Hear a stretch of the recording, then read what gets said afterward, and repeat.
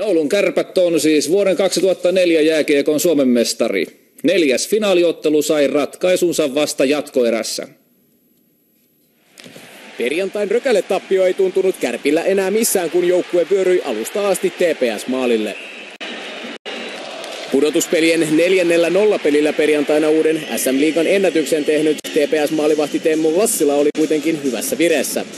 Sen joutui toteamaan niin Vladimir Mahulta kuin Peter Tenkratkin. Toinen erä mentiin vauhdilla päästä päähän. Mikko Rautee pääsee laukomaan avopaikasta, mutta veto menee ohi.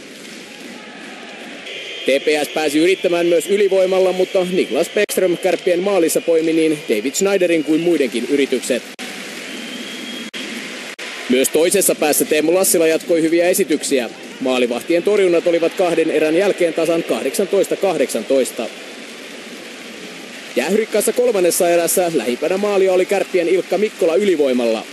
Veto kuitenkin tolppaan ja ottelu meni jatkoerään tilanteessa 0-0. Suomen mestaruus ratkeaa ajassa 63-55. Sankariksi nousee Kärppien puolustaja Ari Wallin, joka ampuu ratkaisumaalin ohi Teemu Lassilan. Kärpät voittaa Turun Palloseuran otteluvoiton 3-1 ja ottaa ensimmäisen Suomen mestaruutensa 23 vuoteen. Edellinen mestaruus siis vuodelta 1981. Mutta kuten näkyi, Raksilan hallissa puhkesi hillitön riemu Kärppien mestaruuden ratkettua. Seuraavassa siirrymme vielä mestaruusjuhlatunnelmiin.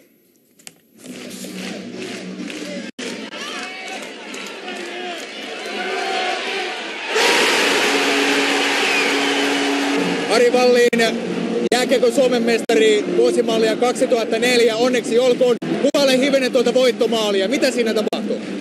No siinä voitettiin hienosti aloitus ja kaverit teki blokkityötä ja mä pääsin nousemaan varmaan jonkin tuohon yläkaarelle. Ja aika perusranareet vähän kerkesin katsoa, että ehkä etukulmassa tilaa ja koitin sinne ja ei se oikein parempaa paikkaa olisi voinut sisään upota sitten.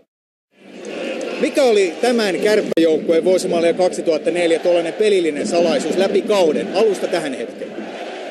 No, sanotaan näin, että se oli ehkä se usko omaan tekemiseen ja usko siihen meidän yhteiseen juttuun. Ja meillä sanotaanko näin, että meillä näytti kaikki nuolet yhteen suuntaan tällä kaudella. Millaisista palasista tämä mestaruusjoukkue on rakennettu? Kyllähän tällä joukkueella niin siellä on hirveä määrä oululaista sydäntä. Sitten on kakkuna päällä loistavat ulkomaalaisvahvistukset, aivan loistava maalivahti, hyvä valmennus, niin se on siinä. Kärppäsentteri Jari Viuhkola oli runkosarjassa liigan ehdotonta pelintekijä-eliittiä. Vaikka mennyt finaalisarja ei mennytkään henkilökohtaisella tasolla odotetusti, se ei keskushyökkäjää tällä hetkellä suuremmin paina.